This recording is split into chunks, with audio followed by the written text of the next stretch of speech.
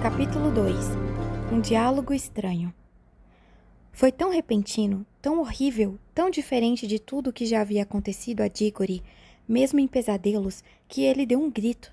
Instantaneamente, a mão de tio André tapou-lhe a boca. Nada disso. Sua mãe pode ouvir, e você sabe muito bem que ela não deve levar sustos. Nada podia ser mais desagradável, disse Diggory mais tarde, do que lidar com um sujeito naquelas condições, mas não gritou de novo. Melhor assim, disse tio André. Reconheço que é chocante quando vemos pela primeira vez uma pessoa sumir. É fato. Até eu fiquei arrepiado quando vi outro dia o porquinho da Índia desaparecer. Foi naquele dia que o senhor deu um berro? Ah, você ouviu? Espero que não ande me espionando. Não fiz isso, disse Diggory indignado, mas quero saber o que aconteceu com a Polly.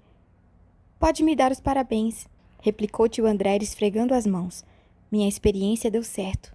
A menina se foi, sumiu deste mundo. O que o senhor fez com ela?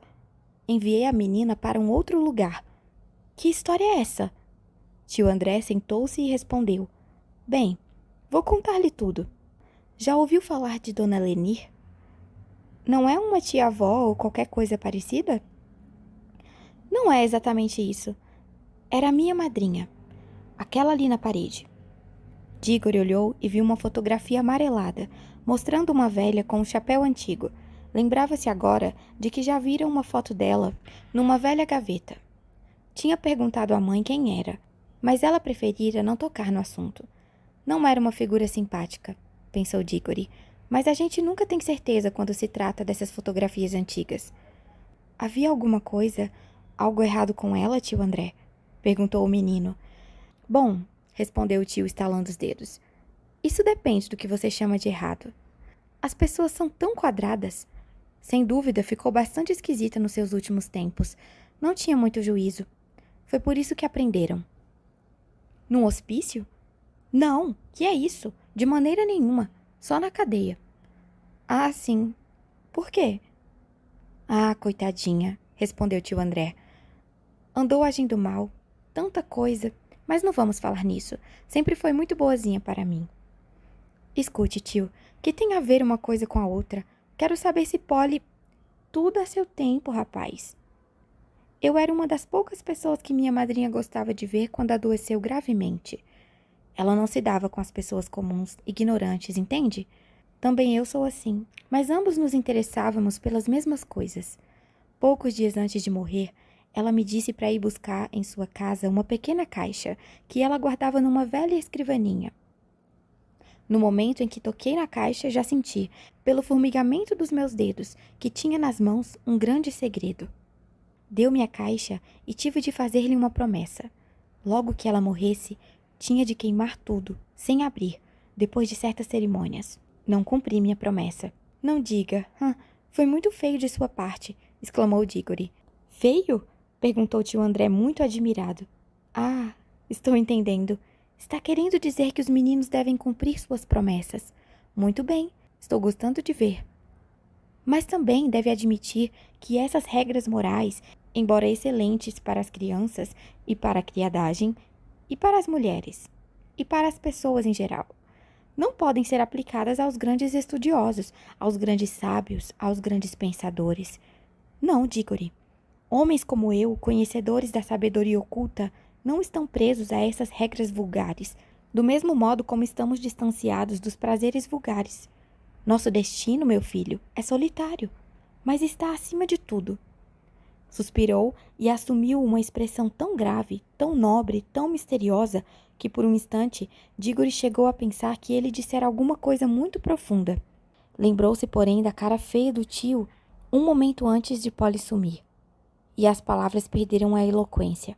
Pensou, ele está querendo dizer é que pode fazer tudo o que quiser para obter tudo o que desejar. Naturalmente, prosseguiu tio André, durante muito tempo não ousei abrir a caixa. Sabia que devia estar guardando algo extremamente perigoso, pois a minha madrinha era de fato uma mulher fora do comum.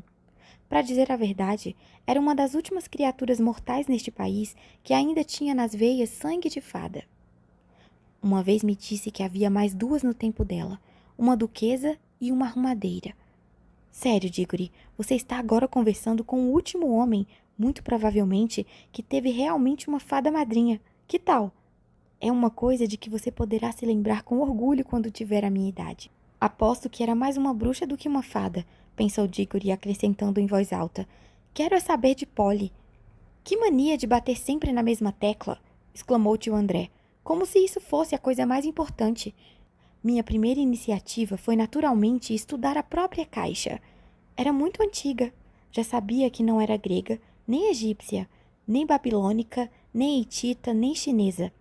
Era mais antiga do que essas civilizações. Ah, que dia fabuloso quando descobri afinal a verdade.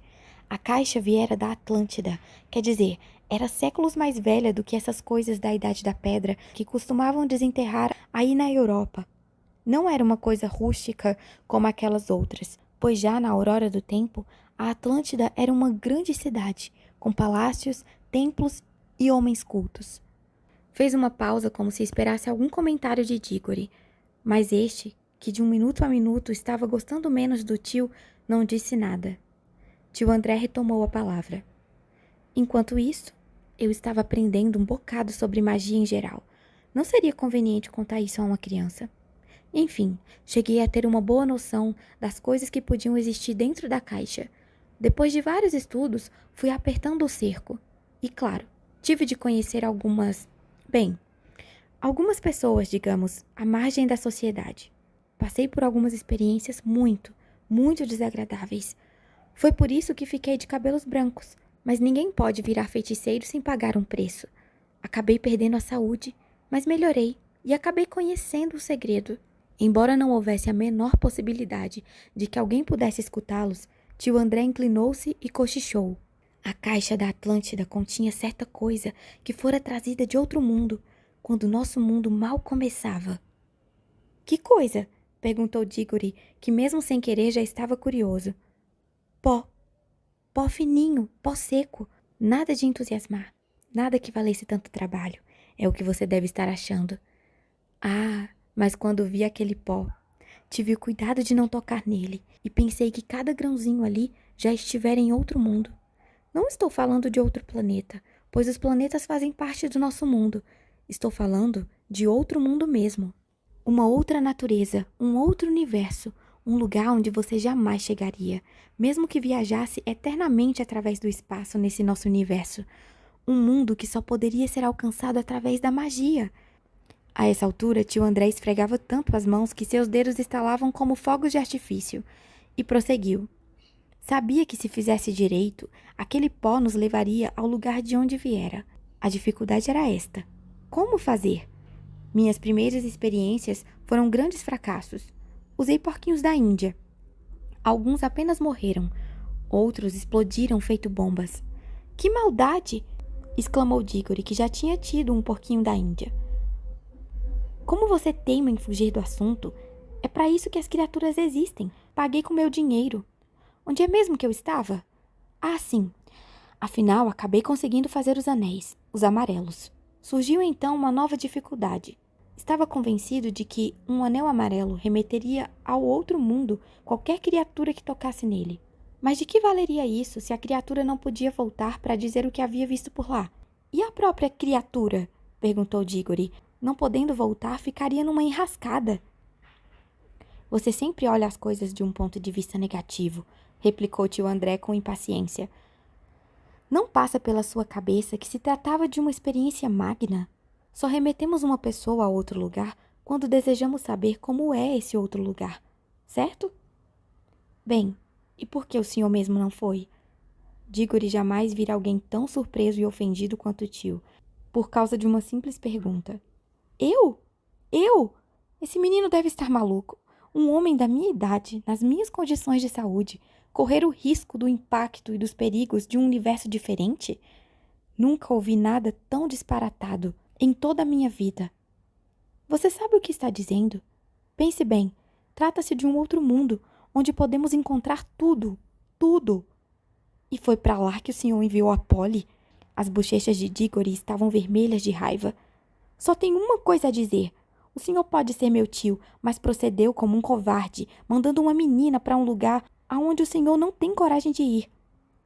Bico calado, ordenou tio André, dando um tapa na mesa. Não admito que um fedelho fale comigo dessa maneira.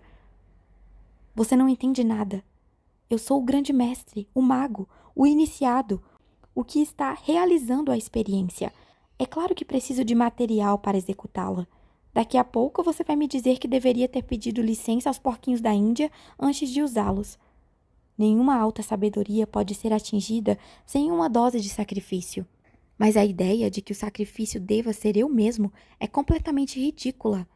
É como pedir a um general para lutar como um soldado raso. Suponhamos que eu morresse. Que seria do trabalho de toda a minha vida?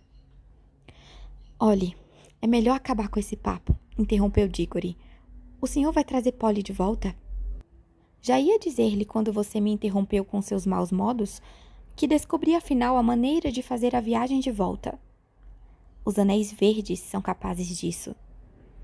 Mas Polly não levou nenhum anel verde. Não levou, disse tio André com um sorriso maldoso. Se não levou, não poderá voltar, gritou Diggory. É como se o senhor a tivesse assassinado. Poderá voltar se alguém for buscá-la, usando também um anel amarelo e levando consigo 2 anéis verdes, um para si e outro para ela. Diggory percebeu que tinha caído numa armadilha. Ficou olhando para o tio André estarrecido, boquiaberto. As bochechas passaram do vermelho ao pálido.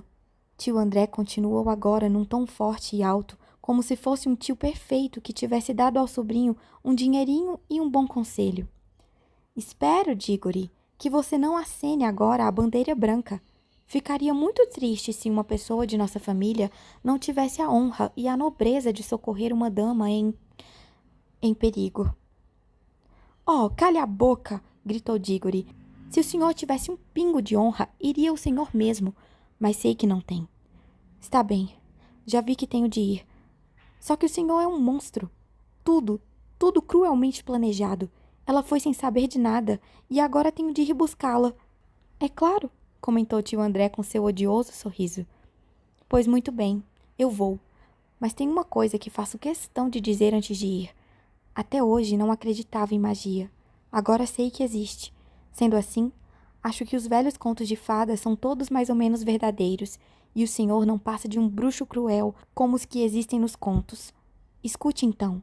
Nunca soube de um bruxo que não acabasse pagando por sua maldade no final da história. É só. De todas as coisas ditas por Diggory, foi esta a única que teve o endereço certo. Sobressaltado, tio André revelou tanto horror na face que, apesar de sua monstruosidade, era quase possível ter pena dele. Um segundo depois, recompôs-se, dizendo com um sorriso forçado: Bem, é natural que uma criança pense dessa maneira. Uma criança criada entre mulheres como você. Não precisa preocupar-se com os meus perigos, Diggory. Não seria melhor preocupar-se com os perigos por que passa a sua amiguinha? Já há algum tempo que ela foi embora. Se algum perigo existir lá, bem, seria uma pena chegar um pouquinho atrasado. Até parece que o senhor se importa muito com isso, disse Diggory impetuosamente. Já estou cheio desse papo. O que devo fazer? Antes de mais nada, aprender a controlar os seus nervos, meu filho, respondeu o tio André com frieza. Do contrário, vai acabar como a sua tia. Vamos. Levantou-se, calçou um par de luvas e dirigiu-se para a bandeja de anéis. Eles só funcionam quando estão de fato em contato com a pele. Com luvas posso pegá-los à vontade assim. Se levar um no bolso, nada acontecerá, mas tenha muito cuidado para não colocar a mão no bolso por distração. No momento em que tocar um anel amarelo, sumirá deste mundo. Quando estiver no outro lugar, espero que... Isso ainda não foi testado naturalmente, mas sempre espero. Ao tocar no anel verde, você desapareça de lá e reapareça aqui. Bem, pego estes 2 anéis verdes e deixo que eles caiam dentro do seu bolso esquerdo. Não se esqueça do bolso em que estão os verdes. V para verde e E para esquerdo. V, E. Preste atenção às primeiras 2 letras de verde. Um para você, outro para a garota. Agora pegue um amarelo. Eu, se fosse você, colocaria o anel no dedo, pois assim é mais difícil perdê-lo. Diggory já estava para agarrar o anel amarelo quando se lembrou de algo importante. Espere um pouco. E mamãe? Se ela perguntar onde eu estou, quanto mais depressa for, mais depressa estará de volta, disse o tio André tentando ser animador. Mas o senhor nem mesmo sabe se eu vou voltar. Tio André sacudiu os ombros, deu uns passos, abriu a porta e disse: Pois muito bem, como quiser. Desça para o jantar. Deixe que as feras devorem a garota. Ou que ela se afogue, ou que ela morra de fome, ou que se perca no outro mundo. Se é o que prefere, para mim dá no mesmo. Talvez fosse bom que, antes do chá, você avisasse a mãe dela que nunca mais verá a filha. Só porque você tem medo de colocar um anel no dedo. Ai, ai, gemeu Diggory. Queria tanto ser grande para lhe dar um murro na cara. Abotoou o casaco, respirou fundo e pegou o anel, pensando, como sempre pensou mais tarde, que não havia para ele outra maneira de proceder com a dignidade.